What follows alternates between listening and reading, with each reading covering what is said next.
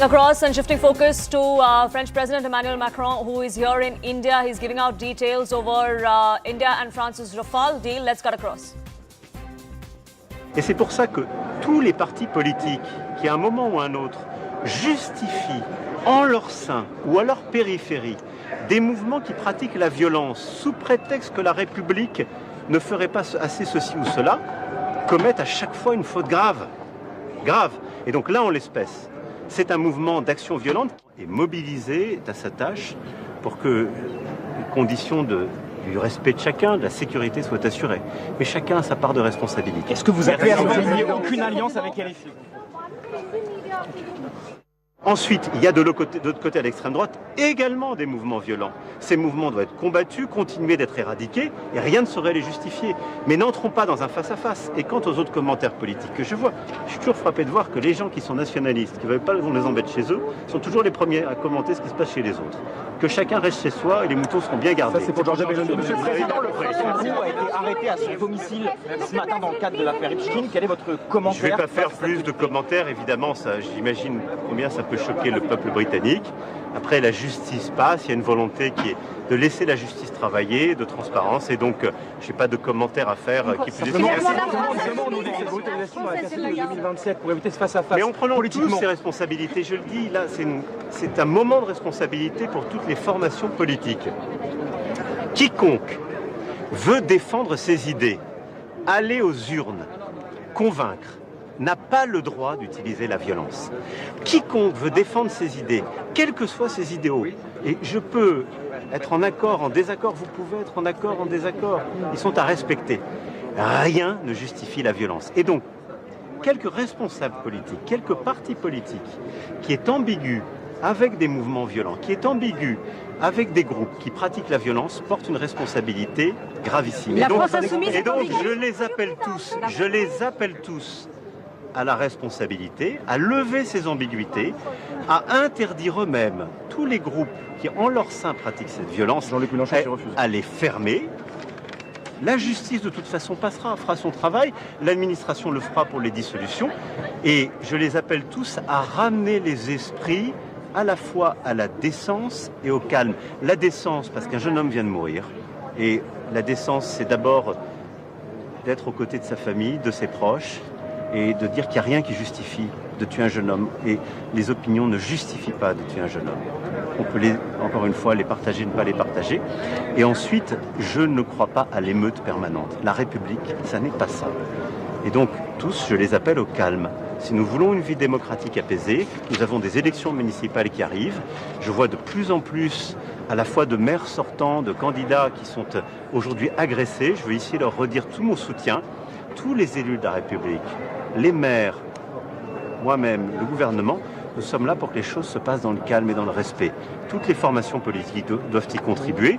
Le gouvernement est mobilisé, est à sa tâche pour que les conditions du respect de chacun, de la sécurité soient assurées.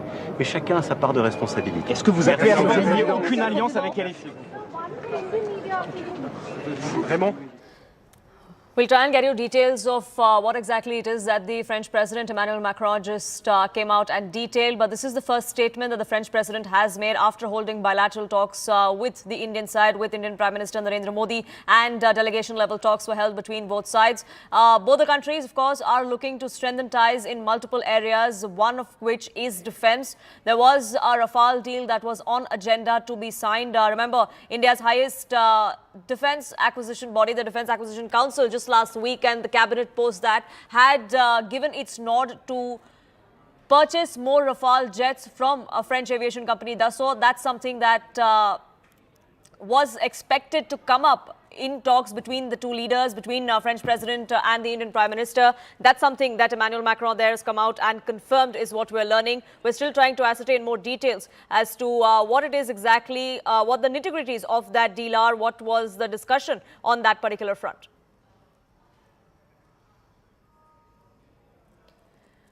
The French president there giving out more details as far as defense cooperation between India and France is concerned. Macron going on to say that India wants to co-produce Rafale jets with French aviation company Dassault. That's something that is under consideration is what we're learning. Akanksha now joins us, getting us more details and perspective on this. Yes, Akanksha, take our viewers through what it is exactly that Macron said.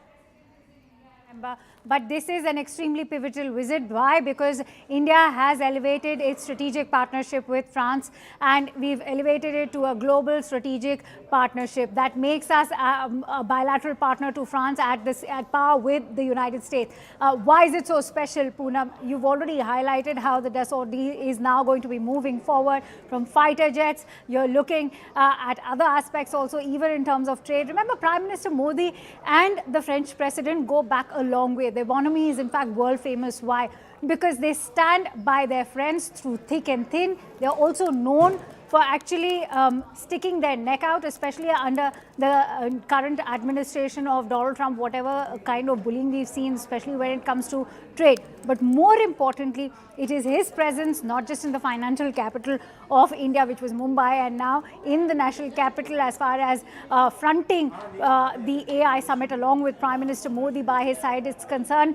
We can also tell you that there's been an approval which has already been cleared for Indian Navy to acquire 26 carrier-based Rafale marine fighter jets. There are plans also being moved forward for the procurement of 140 new multi-role combat aircraft for the Indian Air Force. The partnership places a strong emphasis on co-design, even say sharing of critical emerging technologies. So you're looking at a gamut of sectors, and even when it comes to say security fight together between New Delhi and Paris and cracking down on terrorism, I will again refer back to the India-France joint declaration, which was very pivotal because openly France has condemned the 2 terror attacks that happened in Delhi last year and in Pahalgam. India and France will also be looking towards eliminating terrorism through curbing down terror financing. Remember, France is playing a very critical role when it comes to the Financial Action Task Force. The headquarters are in Paris, and so with France joining hands with India, you could in fact also expect Pakistan now to be in the line of fire when it comes to curbing down on terror infrastructure and even the kind of money laundering on which these terror safe havens like the ones being promoted out of Pakistan are thriving on. But most importantly, it is the way the bilateral relationship has been elevated this time around with the French president in the national capital, Poonam.